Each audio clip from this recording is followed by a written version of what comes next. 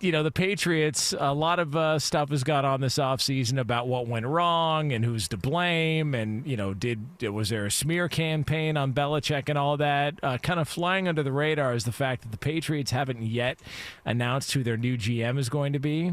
We know who their coach is. It's Gerard Mayo. We know they drafted Drake May. But we really don't know who's going to be running the show there. And the perception is that it is going to end up being Elliot Wolf, who's been there for some time. But because of that, there have been a lot of GM candidates who have declined to interview for the job because they feel like, well, it's kind of a waste of time. He's going to get the job anyways. So it feels like they're just kind of going through the old Rooney Rule to try and make sure they cross the T's and dot the I's and whatnot, and then they'll make a decision.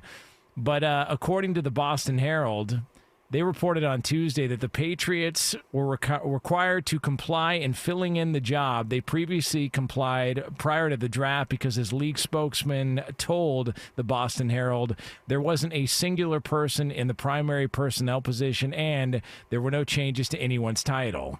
So I'm a little confused here because I thought it was pretty straightforward that you've got to interview certain candidates. They've got to be minority candidates who get interviewed and have equal opportunity for the job. But if all of them are turning down the interview and you're not really meeting that requirement, do you just get to basically say they rejected us and we're just going to hire the guy we want and nothing ends up happening after that? Like, is that where we're at with the Rooney Rule now, or how's that work? A little confused. No. Lee? You're, no. Don't do that. Do not do that. Don't Rooney Rule me on answering the question. You go ahead and answer. Go ahead. VAR? Jim? Go ahead. LaVar? Yeah. It seems like a good idea in theory. Well, no, look, the Rooney Rule was originally founded. It has created more opportunity. Like, no one can deny that. There is more of an opportunity for minority coaches within the NFL. It's had its effect. I think it's gotten to a point, though, where we've hit a ceiling. And look, it depends on the year. Some years, obviously, there's a bigger list of minority candidates, or there's more minority head coaches in the NFL. And other years, it's not quite as much. That's always going to ebb and flow. That's just society. That's how things work. The thing about the Rooney Rule is I think it's gotten to a point, though, where when teams have an ideal candidate of who they're trying to target, they just go through the motions with that specific interview. And I wish there was more safeguards around the legitimacy of it. But I do know there's some coaches that are like, yeah, it's not worth me going up to interview to then hear that I didn't get the job, because you hear that enough times, then that actually starts to hurt your reputation, right? Like, it's like that, it's like, we've all, been single at some point in time, and, you meet a girl and she's like, well, yeah, I'm so-and-so ages, and, I just, if you're like, wait a second, how many different guys have you dated the past 12 months, right? Like, after a while, yes, you think something's wrong. And in this case, I think there's some people who get concerned about the interview process just checking a box and being a sham, so they don't want to be a part of it. And I think it could potentially hurt their reputation.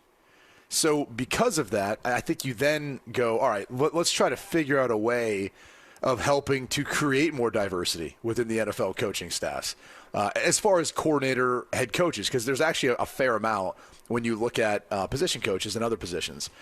And I always felt like the best way is getting minority candidates more opportunity to be on a stage to showcase their talents as a play caller, offense, defensively, special teams, or as a head coach.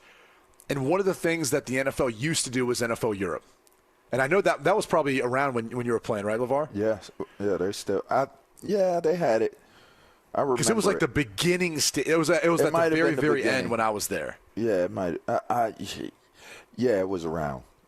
Yep, I believe so. So my point is, it provided, to me, the foundation of why overseas you get football, it's absorbed. Because now you look back from when that ended, and all those young fans, or 30-year-old some fans, who watched NFL Europe, now were exposed to it then, that now they had an intrigue for the game now. And so it's paying dividends. But it also helped coaches who didn't have play calling experience, head coaching experience, get some of those reps over there before they came over potentially to further shot in the NFL. It helped players who didn't have as much of an opportunity to play get some game tape, get some real live experience before they came back trying to make a roster. It helped officials.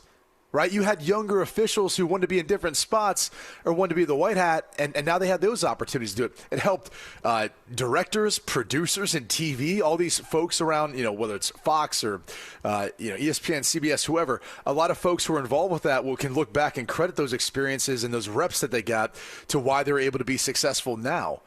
So it really helped everyone. The people who didn't help was the owners. It was too expensive, right? They don't want to keep paying for it. And so it now leads me to, well, what complementary league do we have where we could divert some time and opportunity for coaches who are on NFL staffs and then off season where they're really not doing much until OTAs and minicamp outside of scouting some players, but some real opportunity, real chance, the UFL. Why not pair, why not help, create this spring league for development for your players, the betterment, longevity of that, but also for your coaches. So you get more minority coordinators, head coaches who get opportunities to have those real live game scenarios on a little bit bigger scale that is directly tied to organizations or tied to the NFL. I don't know that we'll ever get there, but that's where I see the best pathway forward to help create more diversity within the coaching ranks in the NFL. You know what I find to be interesting here? When you think about it, more often than not, I would assume the things that are said that we hear publicly, it's to appease the crowd. It's to appease the fan base. I mean, and listen, I don't want to be overly critical because I think that it's fine to do it. You do want to appease your fan base. You want people to feel as though they're a part of something. So when, something happens in particular, like when the Me Too movement happened, there were a lot of things taking place with domestic violence with players. Okay, boom. It's like Me Too. Or was it no? It was what? No more. It was the No More campaign or whatever. Hard to keep track of. There's always right. There's always campaigns that are significant to what's going on and what's relevant to the fan base of the National Football League. There was the whole concussion campaign, and that's still continuing on right now. Sometimes I just feel like the things that are being done are tongue-in-cheek, and it's really being done to satisfy and appease. Because in the end, if we're being honest here, who made the Rooney Rule, right? The league made the Rooney Rule. It's not like this was a government-issued rule where you're going to get in trouble if you don't do it or anything like that. They're self-governed. They're self-managed. They're self-disciplined. So they're privately owned. In the end, if they really wanted to say, screw y'all, we're going to hire who we want to hire, that's what they can do. In the end, that's really what it comes down to. They're not publicly traded, except for the Packers. But all in all, it's privately owned. So to me, when you hear these things, it's almost like they're still going to hire who they want to hire.